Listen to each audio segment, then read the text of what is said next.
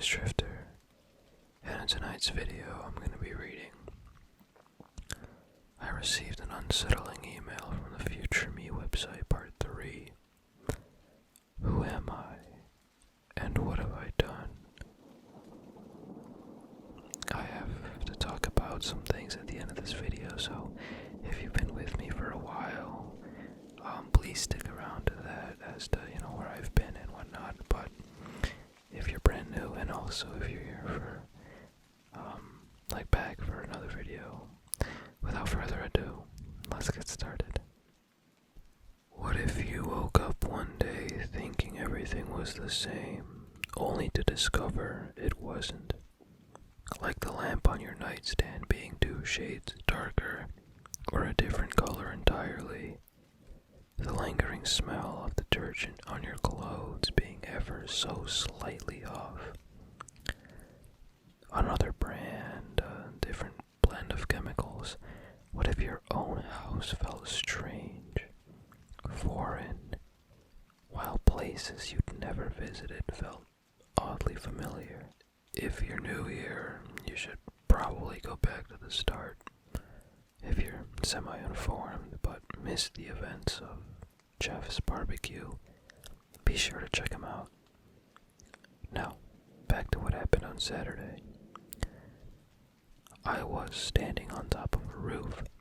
The roof belonged to Jeff, a man I had considered my friend for many years. It was hard to wrap my mind around it. The amount of times we'd spent in each other's company over the years, the conversations we'd had, all fraudulent, scripted. I had formed attachments to a ghost. I was under the influence of something powerful. The green powder of the pill had made my vision hawk-like, allowing me to see far beyond the reach of Jeff's street. I could make out cars going down the highway miles away. I was standing on a tilted roof, but my balance didn't falter with a single step. My movements were fluid, cat-like. The muscles in my body stretched with ease, their strength increasing. The springtime wind blew through me, but I felt no chill. The pill was designed to give me every physical advantage against the men who were chasing me. I looked down and saw maybe 10 of them circling the house. They were cluttered around the areas I would most likely take on my way down, near window ledges and gutter pipes. What they weren't considering was a large oak tree in the neighboring yard. The tree was old, its many branches sweeping across the house and lawn. It was much too far away for any sane person to consider, but my enhanced muscles ached to try the leap. My mind felt different too. I felt like my inner voice, the root of my consciousness, had taken a seat back to whatever problem the pill was running. My thought process were fast on the draw, calculating my next moves before basic reasoning could step in with trepidation. I leaped at the tree, intending to land in a cluster of branches. I missed it, falling further as my arms latched onto a branch. From there, I clung to the bark and slid down the tree, springing to the ground. I hit the ground running, jumping fences, sprinting across roads. I can't tell you the speed I was going, but it was at least as fast as a bicycle. At the same time, it was no less than my physical body could plausibly handle, had I been training all my life, that is. A familiar vibration caused me to slow down at a busy road crossing. I pulled my phone from my back pocket and read the newest message. The following is an email from the past, composed on April 17th, 2016. It is being delivered through futureme.org. Dear Future Colin, go back to the start. Hill 20 Campus, Building X, Laboratory X. Kill the phone. That made a lot more sense than the previous messages. I considered switching the phone off, trying to pull it apart, but a better opportunity presented itself.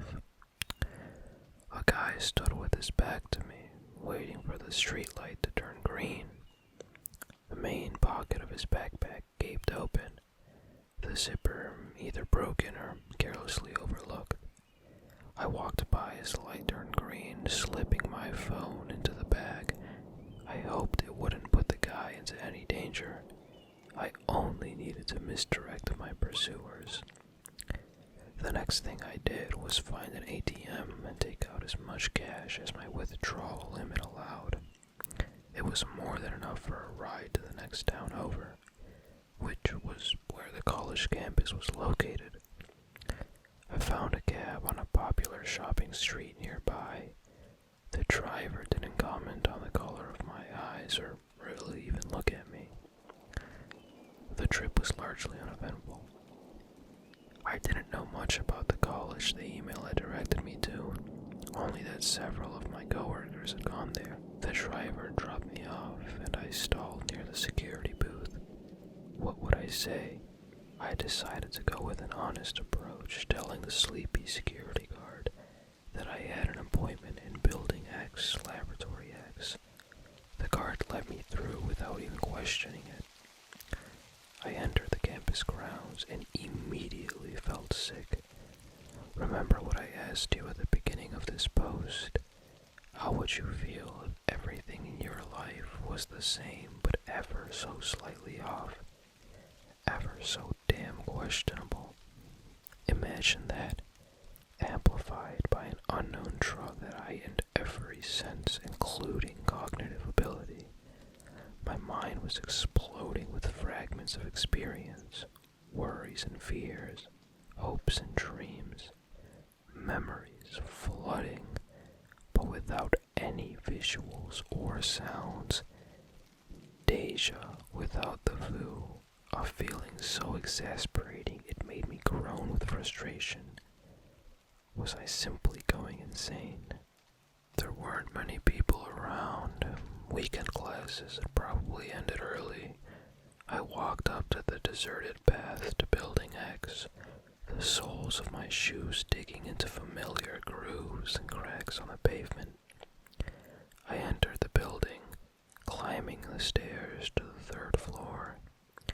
I started to feel tired by the second flight, my muscles groaning, lungs wheezy. The effect of the drug was wearing off. I could tell. And there it was. A door. Just a door. No, the door. It was significant. Somehow. Laboratory X.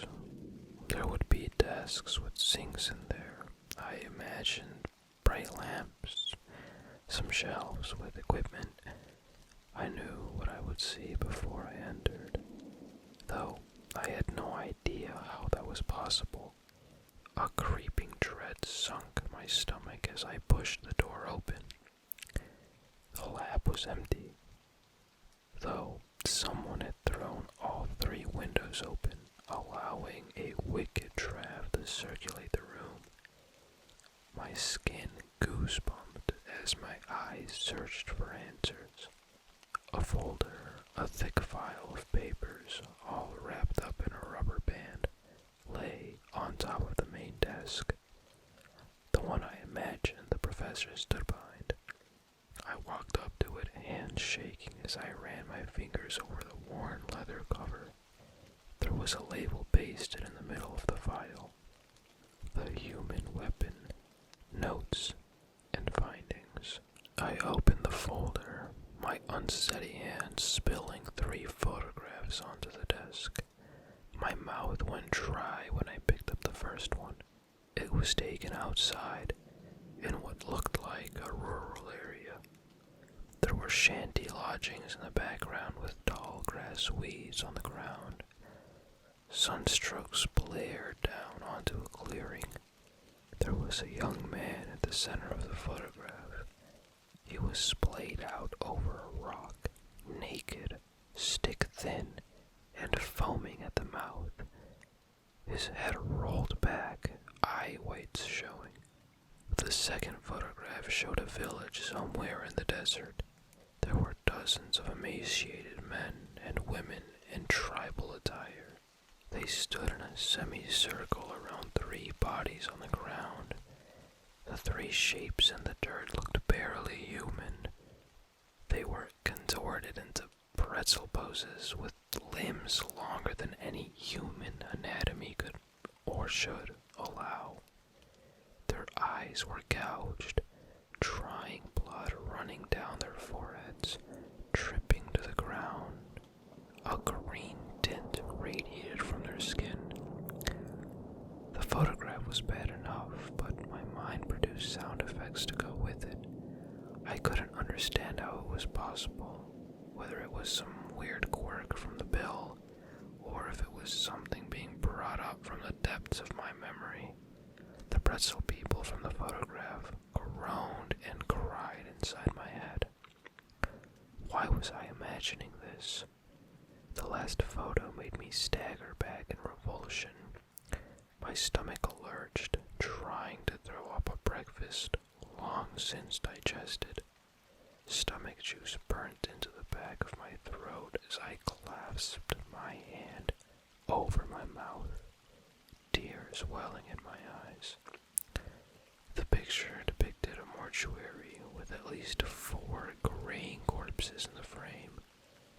In the far corner of the photograph, there was a severely underweight man bent over a cadaver's stomach. The corpse of the body had been torn open, with the chunks of bloody matter running down their sides, dripping onto the table and the floor. The man was devouring the contents of the dead body's stomach, with pure euphoria written on his features. I didn't recognize the cannibal, but I did recognize the color of his eyes. They were a luminous green, just like mine had been when I had looked in the mirror the last time.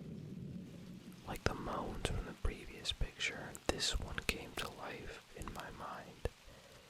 It was a fragment of blurry bits, but it was my first real memory of a life I had never known I had. I heard my voice talking to the cannibal in the picture, shaky and panicked. The man with green eyes responded to my voice, walking down the aisle of cadavers. A woman's voice shouted, and then the flashback faded. What had I done? Why had I seen that? I turned my attention back to the folder. There were hundreds of pages of science stuff contained inside. I did my best to understand the chemical compounds, field and lab reports, studies, but it was all too much. My eyes caught one constant on all the documentation, however. One that filled me with more terror than I can possibly relay. 2 names had been signed off on every single document depicting the questionable experimentation of chemicals administered to human test subjects all around the world. The experiment known as the human weapon was developed by Doctors Colin and Elanus Ermine from 2014 to 2016.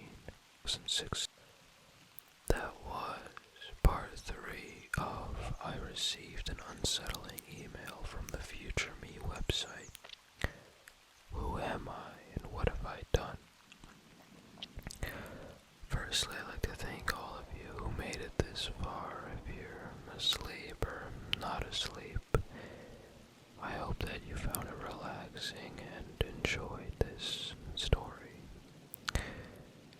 And as always, with my goal of these videos is to either help you relax or help you fall asleep, but to give you a moment to get away from whatever it is that may be stressing you or, causing some sort of stress, or maybe you don't feel any stress and you just want to chill out even more. Whatever it may be, I hope that I was able to help you achieve whatever it is you were trying to achieve.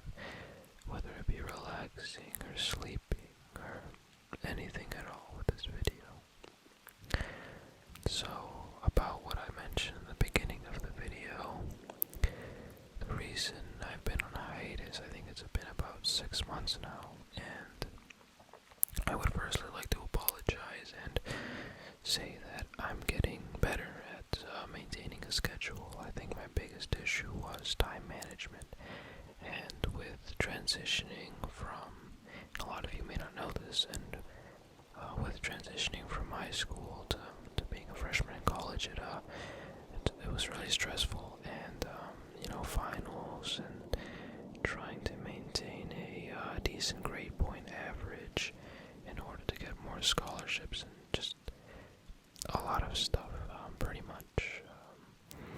Although I do enjoy making these videos, and maybe a dream of mine in the future will be able to monetize these videos. As of right now, it's like I said in the very beginning, I think my first video, I see it as a hobby, a way and a means for me to do something that I enjoy, and to maybe, help other people, like sleeping and relaxing. And I will always prioritize my education and my own interests first, but I believe that this is also something that I should pay more attention to because, well, I enjoy it, first and foremost, and second, I believe that it's also very helpful because I see it as therapeutic in a way, because yes, ASMR is relaxing to listen to, but I've honestly found it being pretty relaxing while recording, but I digress. I've just been focused on a lot of personal things, but hopefully I am back, and I'm gonna start consistently uploading, and honestly, hopefully, pre-record a lot of videos while I'm away at college, so I don't have to worry about recording in a dorm room. But yeah, that's pretty much all I had to say. And to those of you who are new subscribers or returning subscribers, I'd like to apologize, but also say thank you very much from the bottom of my heart for staying with me through this journey and continuing on with me. So, with that being said, thank you so much. I hope you have an amazing day or night. And please always remember, you are